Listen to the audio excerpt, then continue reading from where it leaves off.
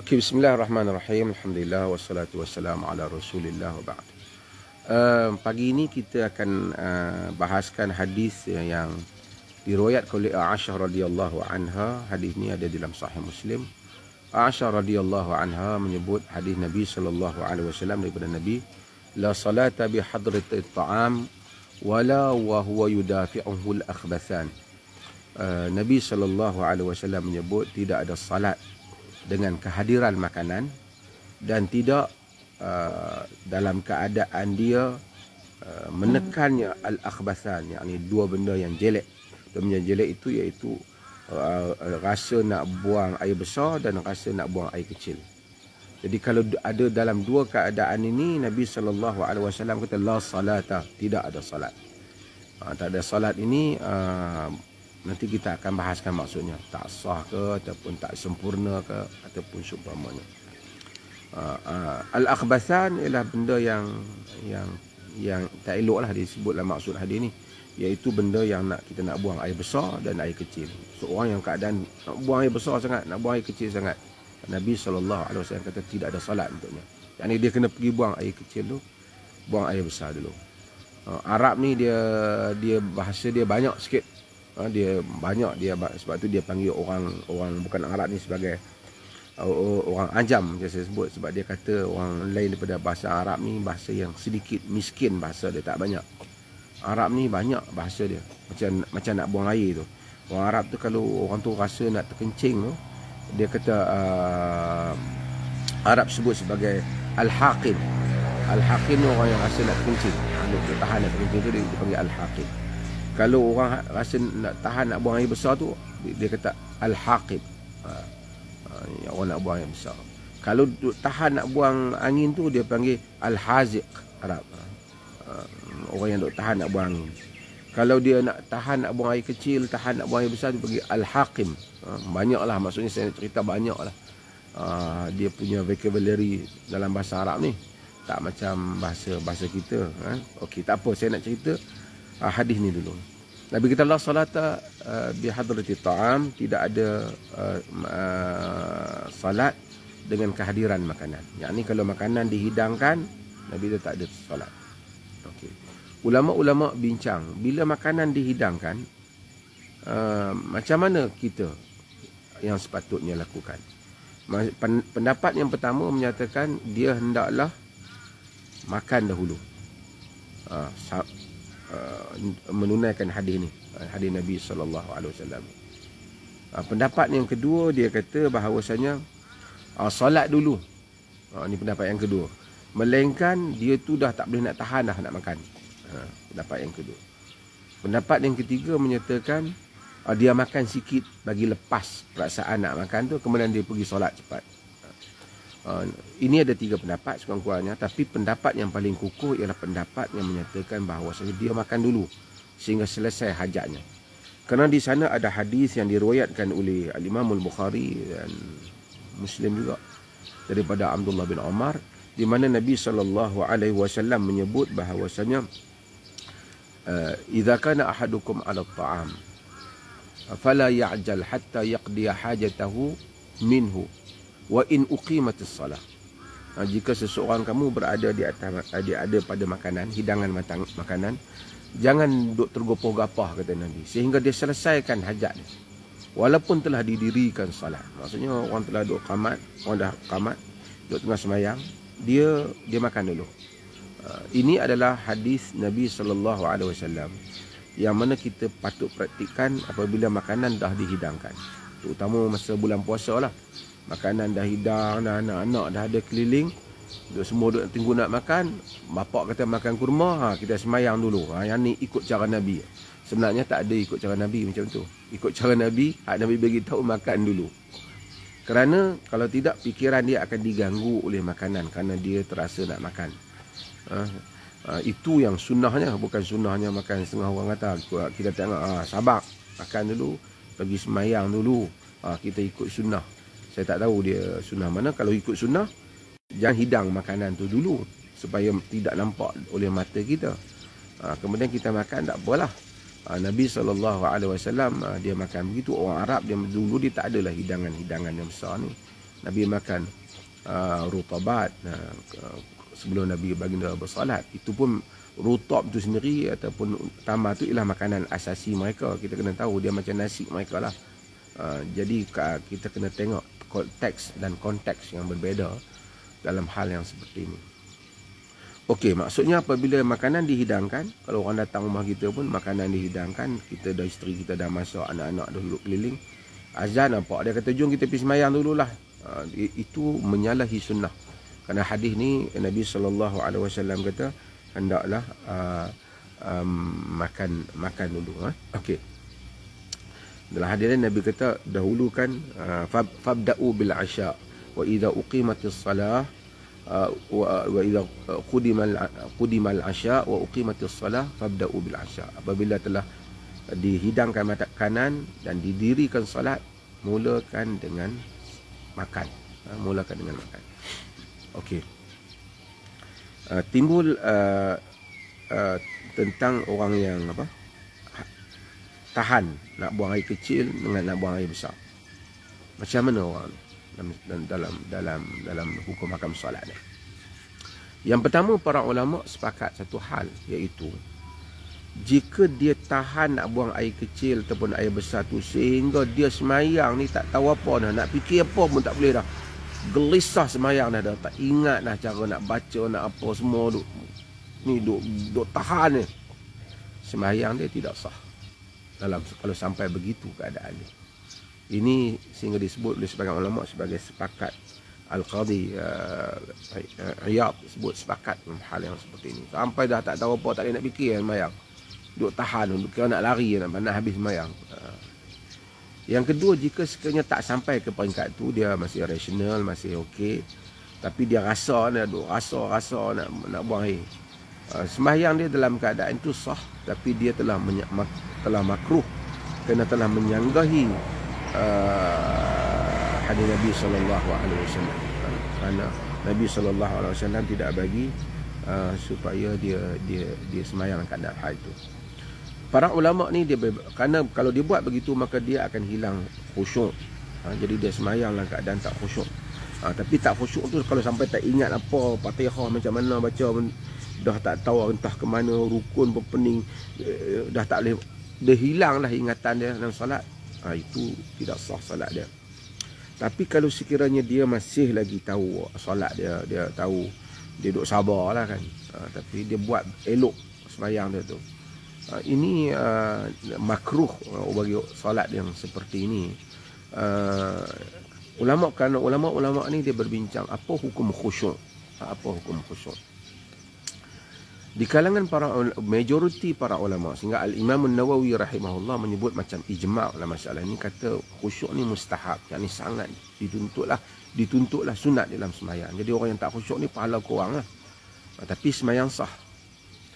Pendapat yang kedua menyatakan khusyuk ni, macam dia berpendapat jika sekiranya kebanyakan sembahyang dia tu amal qalb ni, dia macam dalam solat ni, sekiranya kebanyakan solat dia tu dia tak ingat dah. Dia ingat juga lah solat, hilang khusyuk dia. Mungkin tinggal 10% ya yang dia tahu dia solat, yang lain entah melayang, pergi mana, pergi tempat kerja, pergi kat orang tu, pergi orang ni, sembahyangnya tidak sah. Ini pendapat yang kedua. Pendapat ini disebut oleh beberapa orang, para ulama termasuk Syekhul Islam Ibn Taymiyah rahimahullah. Jadi cuma majoriti ulama menyebut bahawasanya kalau sekiranya khusyuk itu adalah mustahab dan bukan wajib. Ada pendapat yang mewajibkan khusyuk. Okey, kita bahas balik tentang beberapa benda daripada hadis ni. Okey, kalau sekiranya dia dihidangkan makanan ataupun dia ada dalam keadaan rasa nak buang air kecil dengan air besar, tapi waktu tu tak banyak, kalau dia makan terlepas waktu, maka dalam keadaan itu hendaklah dia solat dulu, kerana solat keluar waktu adalah sesuatu yang lebih berat daripada dibandingkan solat dalam keadaan tidak khusyuk. Hendaklah dia solat dulu. Sebahagian ulama menyatakan makan dulu juga, tetapi munasabahnya ialah dia solat dulu. Yang kedua, jika sekiranya waktu singkat, dia nak buang air sangat. Kalau dia buang air, waktu tak ada. Kalau dia tak buang air, sempat, tapi semayang dia dalam keadaan hal tu. Tengok keadaan dia. Kalau dia semayang macam kes yang tadi, duk tahan nak buang air tu sampai ke peringkat tak boleh nak fikir apa, dia hendaklah pergi buang air dulu, baru dia solat. Kerana kalau dia solat pun tidak sah, kerana dia dah hilang rasional dia ketika solat. Tapi kalau dia masih hanya tahan saja, waktu singkat, dia semayanglah dulu, kerana keluar waktu itu lebih besar kesilapannya. Okey. Kalau makan datang, tapi dia dah kenyang. Jadi dia tak kalau semayang dia tak ingat nak makan tu, dia tak apa, dia boleh khusyuk. Maksudnya dia tak mengganggu dia hidangan itu. Maka kalau dia dalam keadaan itu, maka dia boleh solat dulu. Kerana apa? Kerana dia tak termasuk daripada maksud khitab Nabi ini, ataupun apa yang Nabi address dalam masalah ini. Kerana yang Nabi tujukan masalah ini ialah kepada mereka yang jika dia solat, makanan yang dihidangkan itu akan mengganggu fikiran dia, atau mengganggu khusyuknya. Jadi kalau dia memang dah kenyang lah, duk tengok, dia tak apa lah, aku kan nak makan, dia pun tak boleh makan. So kalau dalam keadaan demikian, tak mengapa. Okey, apa lagi? Okey, kalau dia makanan dihidangkan, dia memang teringin nak makan, tapi makanan tu panas, nak tunggu sejuk lambat. Adakah patut dia duduk depan makanan, tunggu, lepas tu baru pergi solat, tunggu sampai sejuk? Ataupun dia pergilah solat dulu, makanan pun bukan nak sejuk lagi, dia pergi solat dulu. Kerana tidak ada faedah pun dia tunggu, kalau duduk depan tu pun sama juga. Jadi dia pergilah solat dulu, kerana kedua-dua keadaan tu sama bagi dia. Lebih baiklah dia solat. Apa lagi? Okey, kita sekarang ni, zaman sekarang ni kita ada orang, kita ada ni lah, orang penghantar makanan kan, yang buat COD ke apa, datang rumah kita, yang ataupun apa sajalah yang kita belilah makanan. Kita duduk tunggu makan, katalah kita duduk di meja, makanan tak datang lagi, tapi dia kata sekejap lagi 5 minit makanan akan sampai. Kita duduk tunggu dan lapar nak makan, tapi makanan tak ada depan mata kita. Adakah patut kita pergi solat dulu, ataupun kita patut tunggu makanan? Okey, dua keadaan pada saya. Yang pertama, jika sekiranya memang kita jangka makanan tu nak sampai dah, kita pun kira kalau duduk tengah semayang, duduk teringat dia sampai dah makanan tu, dah terbayang dah, tengoklah dalam menu ni punya sedap ni kan, fikiran itu dah ada kat kita. Kalau kita dalam keadaan yang seperti itu, maka kita tunggulah, kerana kita tahu 5 minit lagi dia akan sampai, dia duk bagi tahu lagi kejap lagi sampai. Tapi kalau makanan tu tak tahu lagi bila nak sampai, sejam ke setengah jam ke, tunggu nasi kandak lebih di Penang, duduk di Perlis, lambat lagi nak sampai, dia hendaklah salat dululah. Kalau tidak, orang kata Syekh Muhammad Saleh Ibn Utsaimin, kalau tidak orang fakir tak semayang, duk tunggu makanan mai, tak tahu lagi makanan mana nak mai. Jadi kalau tak tahu lagi pukul berapa nak mai, pas dia solat dululah. Kalau dia tunggu pun duk ada sejam lagi, dia nak buat apa, dia solatlah dulu. Ini dalam keadaan-keadaan yang seperti ini. Okey, para ulama ada bincang hadis ni, ialah benda-benda lain yang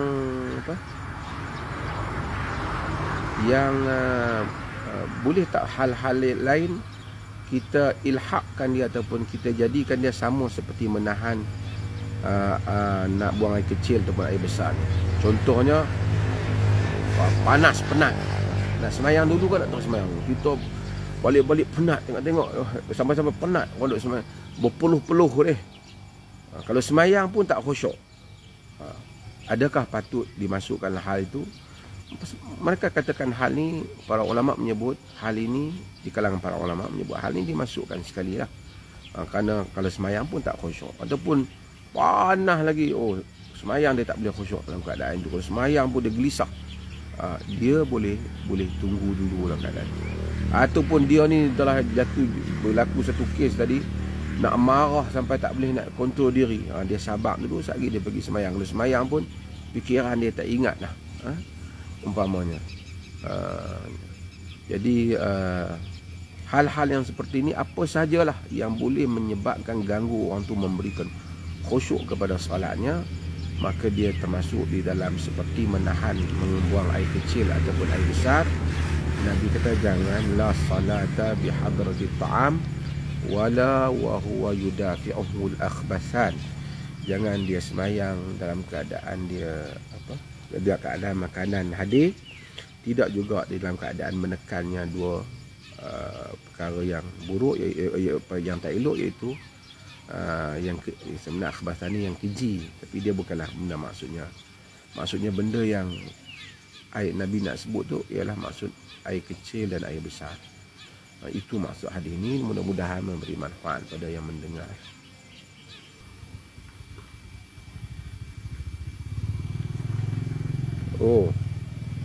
Kawasan dalam mulut zakar jika ada luka. Jika luka tu dalam mulut zakar, dalam tak mengapa, tidak mengganggu kesahan salat kita. Jika ia bukan terbit daripada dalam badan tapi luka, semayang sah. Wuduk kita tidak batal. Angkat bendera putih. Nanti saya akan ulas. Saya semalam tentang tulis sikit artikel tentang bendera putih ni. Nanti dia sebenarnya simple ya. Dia panggil al-wasail laha ahkamul maqasid dalam kaedah. Wasilah ataupun jalan-jalan tu, dia baginya hukum hakam tujuan. Jadi kalau kita buat, kita gantung apa-apa depan rumah kita tu, apa tujuan dia? Benda ni asalnya boleh gantung bendera depan rumah, boleh bendera hitam ke bendera putih, tapi apa tujuan dia? Hukum gantung tu berdasarkan kepada tujuan itu. Kalau tujuan tu haram, maka hukum dia haram lah. Kalau tujuan itu halal, hukum dia halal lah. Kalau tujuan itu dia baik, dia dapat pahala lah. Kalau tujuan itu harus, maka dia harus lah. Jadi apakah tujuannya? Kalau tujuan dia nak minta bantuan, maka apa hukum minta sedekah? Tak ada, orang kita tak mau sebut, tapi minta sedekah lah. Apa hukum minta sedekah? Hukum minta sedekah ni ada beberapa keadaan. Ada keadaan yang boleh, ada keadaan yang tidak boleh. Saya detailkan nanti, insyaAllah saya akan panggil PMT untuk buat rakaman khas tentang ni untuk saya cakap. Nanti saya akan edarkan masuk di dalam Instagram ni, insyaAllah. Okay. Terima kasih.